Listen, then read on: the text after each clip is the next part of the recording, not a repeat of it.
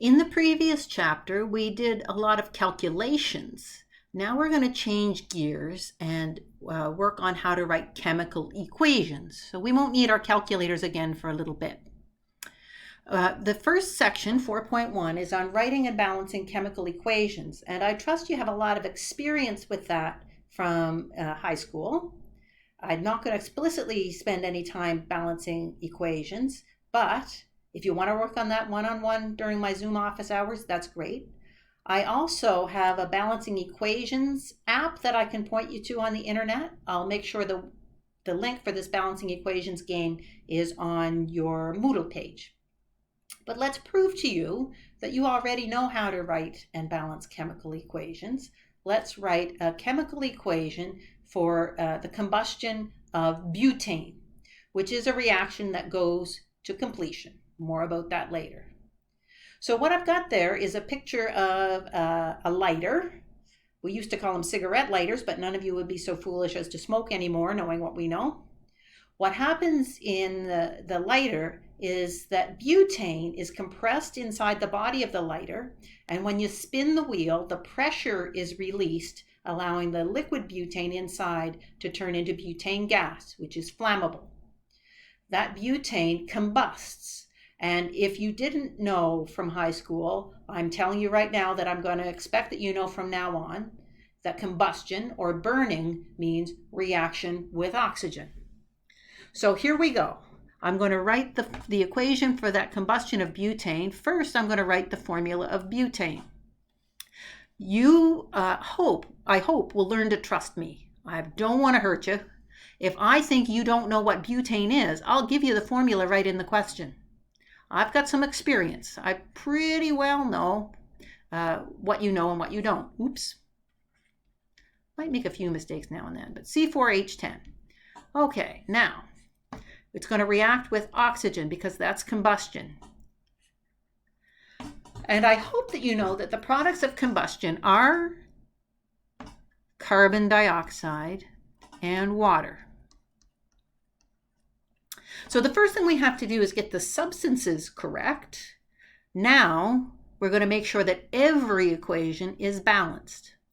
The law of conservation of matter says that the number of atoms in the reactants has to be the same as the number of atoms in the product. Atoms are not created or destroyed. So let's see. I see 4 carbons on the left-hand side. Let's put 4 on the right.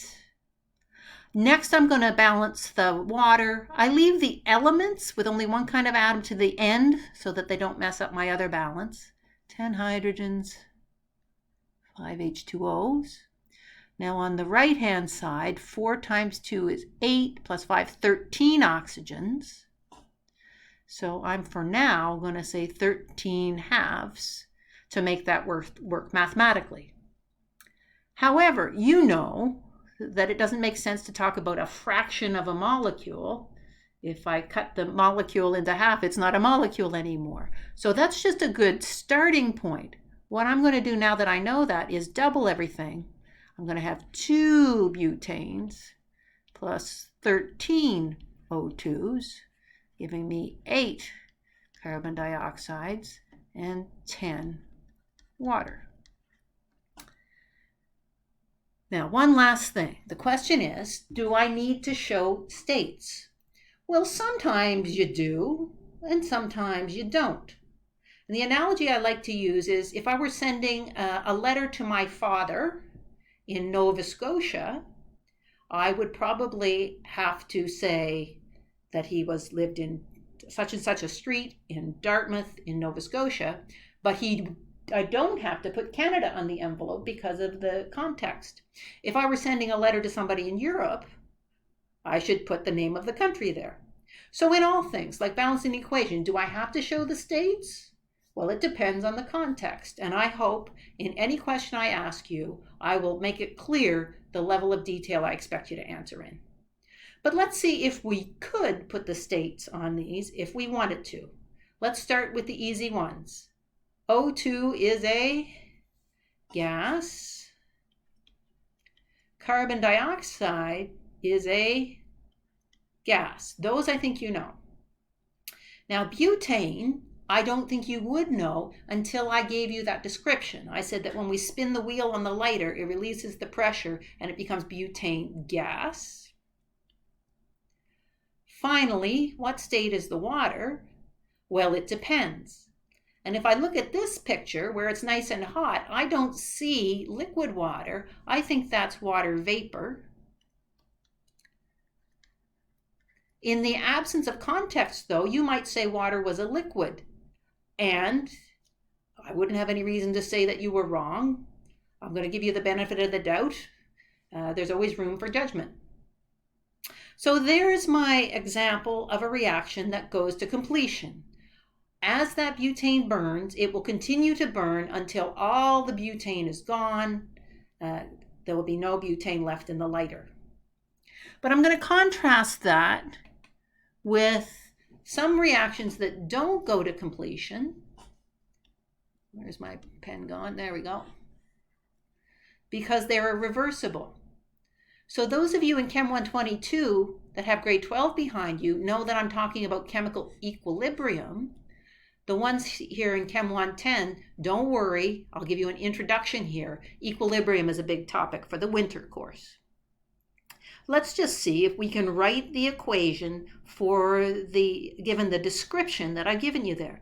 And again, people worry that I'm going to ask them something there's no way they would know how to do.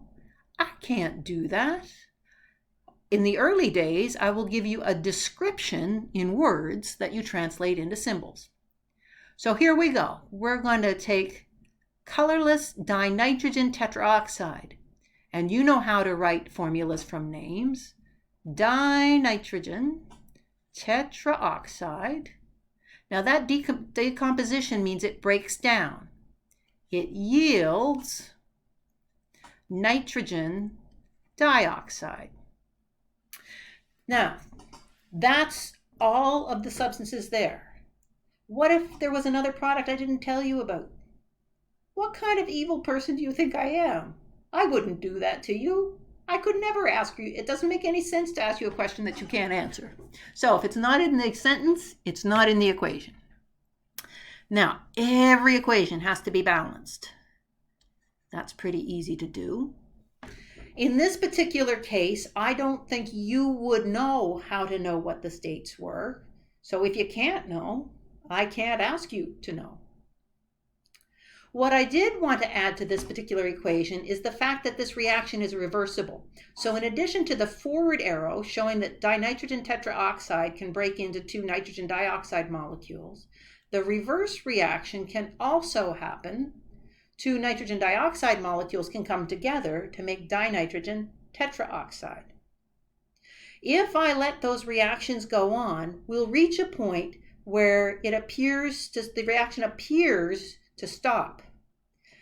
I would see that because the dinitrogen tetraoxide, the question says, is colorless, and nitrogen dioxide is brown. If you actually watch this take place in a flask, it would have to be sealed because it turns out these are gases. You would start with colorless gas, and the color would get browner and browner until you finally reached a point where it didn't appear to get any browner than before. The reaction appears to stop. But if you could measure it at that point, you would see that that doesn't mean that all the dinitrogen tetraoxide is gone. Some still remains. Now I can describe that to you better on the next slide because I've got some pictures to back me up. Here on the right-hand side, we've got nitrogen dioxide gas reacting reversibly to make nitrogen dioxide gas. So at time 0, at the beginning, there is only colorless dinitrogen tetraoxide there. To relate that to the graph at the bottom, the concentration as a function of time, we start with dinitrogen tetraoxide and we start with no nitrogen dioxide. Now what happens when the forward reaction gets going is that we use up some dinitrogen tetraoxide and we make some NO2. And as that forward reaction happens, the concentration of dinitrogen tetroxide goes down and the concentration of NO2 goes up. The reaction is going at a certain rate in the forward direction initially, but at the beginning, the reverse reaction can't happen at all because I haven't made any nitrogen dioxide yet. As time goes on, though, I start to get more and more nitrogen dioxide. As time goes on, I get more and more of this, and that is the reagent for the reverse direction.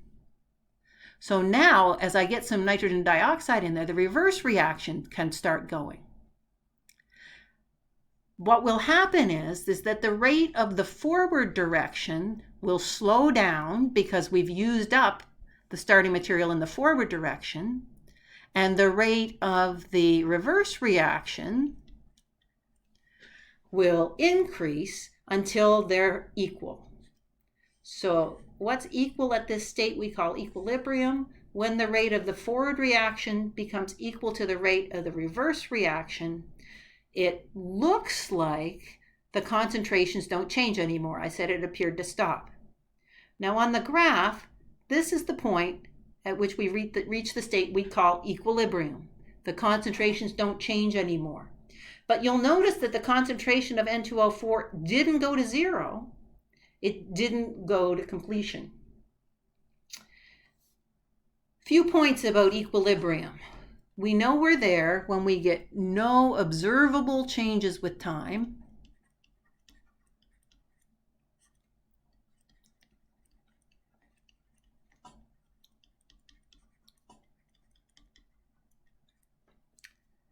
However, the reactions do continue on a microscopic level. Even when I reach that state of equilibrium, the forward reaction is still happening. The reverse reaction is still happening. They're happening at the same rate, though, so you can't tell anything happened. Reactions continue at a microscopic level.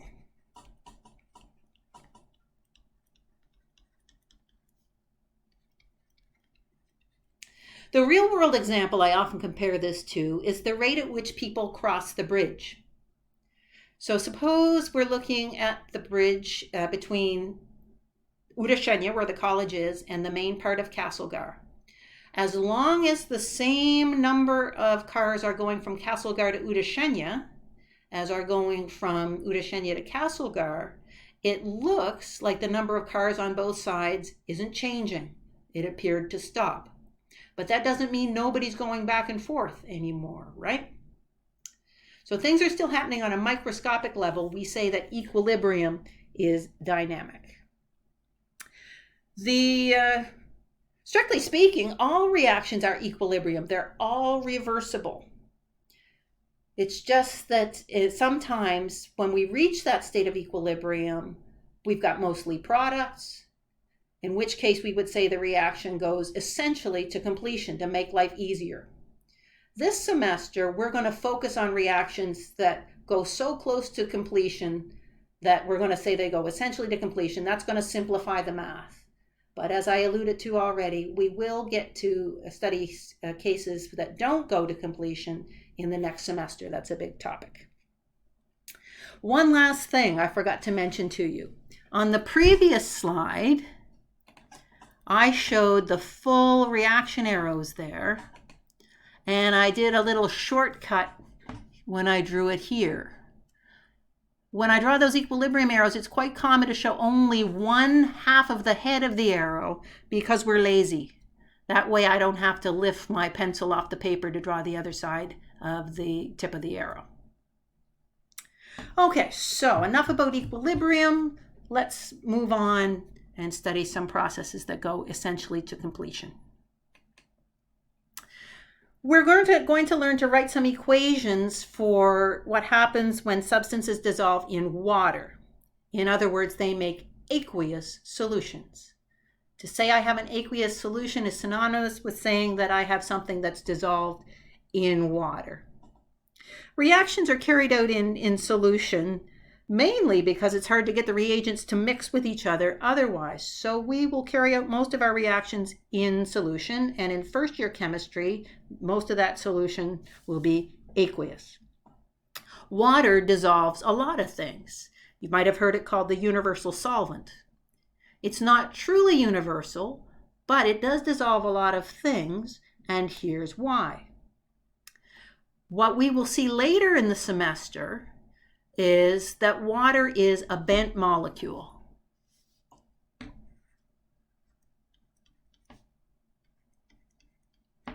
You may have heard that oxygen has a greater pull for electrons shared in the bonds than the hydrogen does. For you, those of you who remember, and those of you who are studying biology, we say that oxygen is more electronegative than hydrogen. But not to worry about that now. We'll study that explicitly later.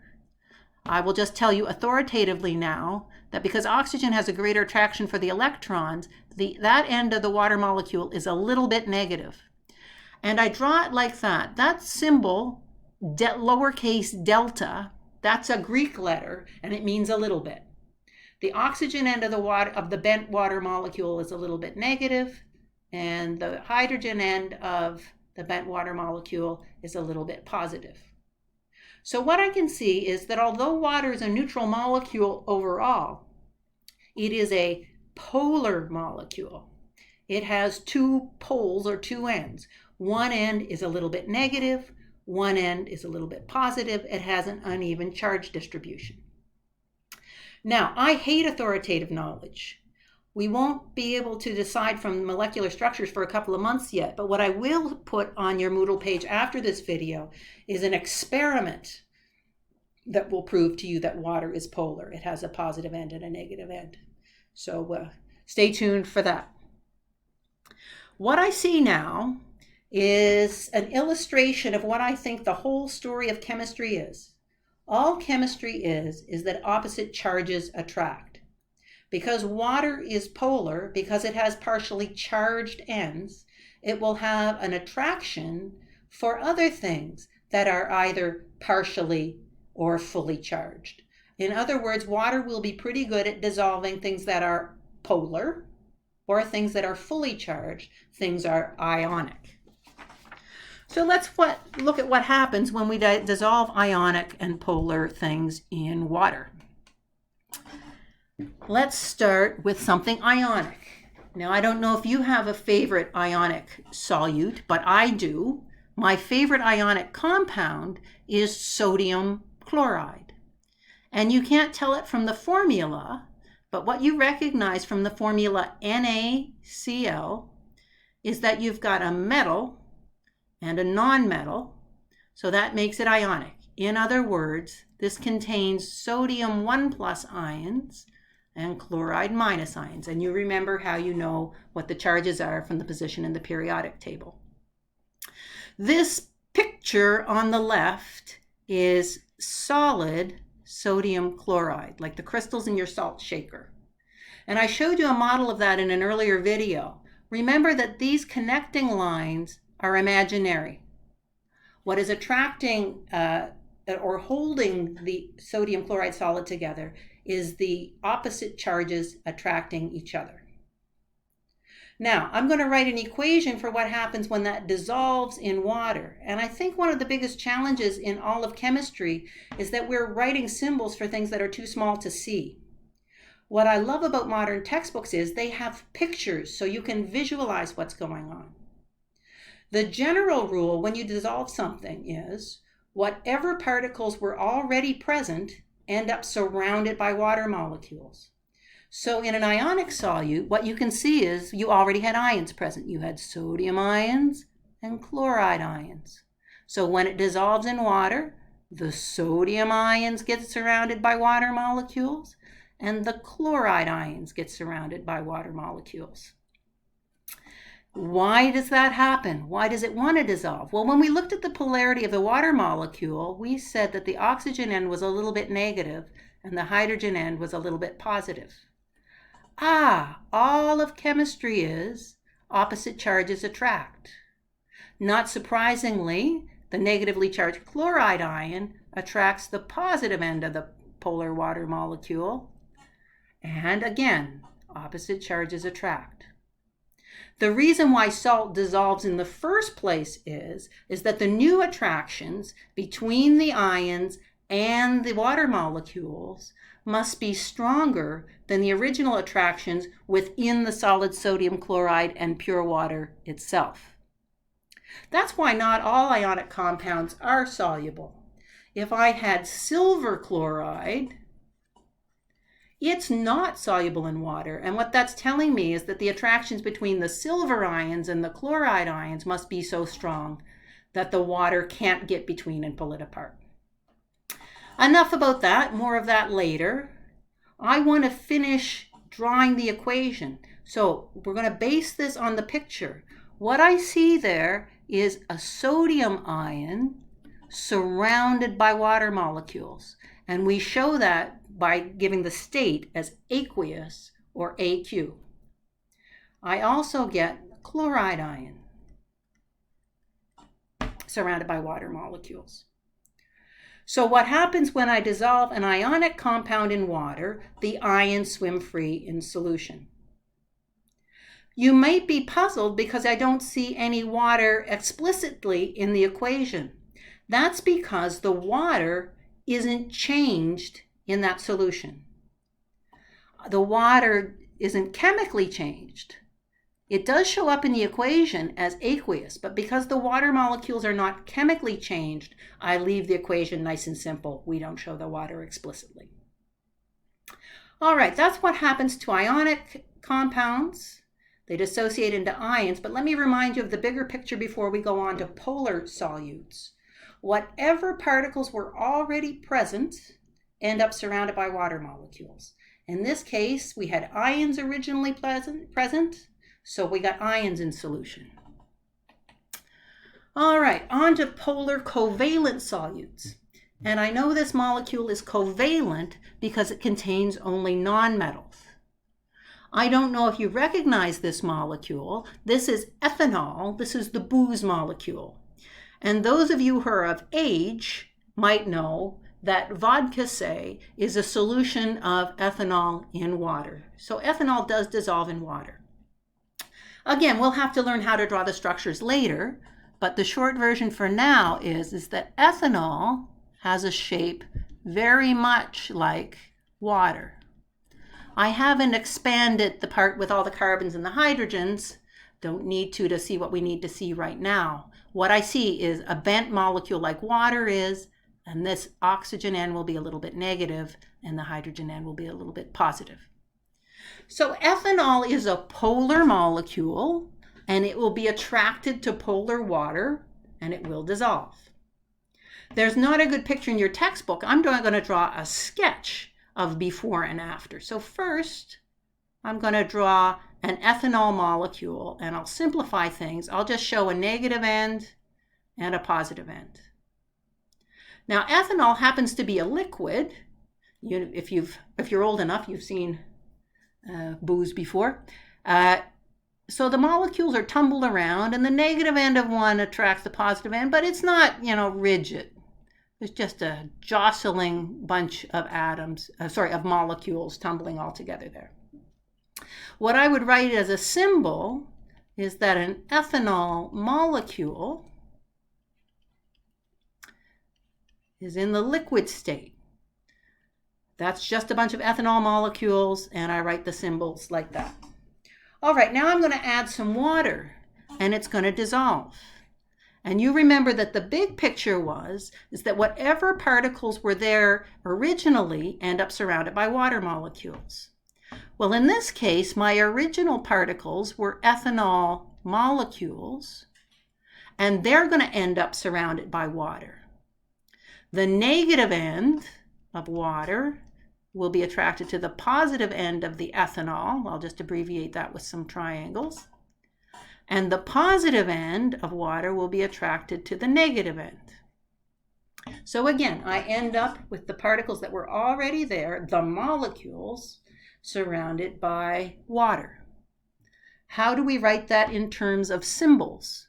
Well, the molecule didn't change. It's still ethanol. You remember that dissolving is a physical change, not a chemical one. We don't change the formula of the compound. Don't you dare break covalent bonds when you dissolve something. What did change in this physical change is the state. Now those molecules are surrounded by water, so I would say that it was aqueous. To a novice, that might look like nothing changed, but it certainly did. The state changed from liquid, which just meant pure ethanol, only one kind of molecule present, to ethanol molecules surrounded by water molecules in the solution. All right. Now, there are some compounds that don't dissolve in water at all, and those are the nonpolar covalent compounds. Remember, we said that because water was polar, it wanted to attract things,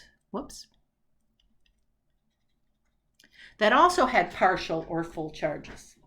But if I have a molecule that's nonpolar, there are no charges to be attracted. So nonpolar covalent compounds don't dissolve in water.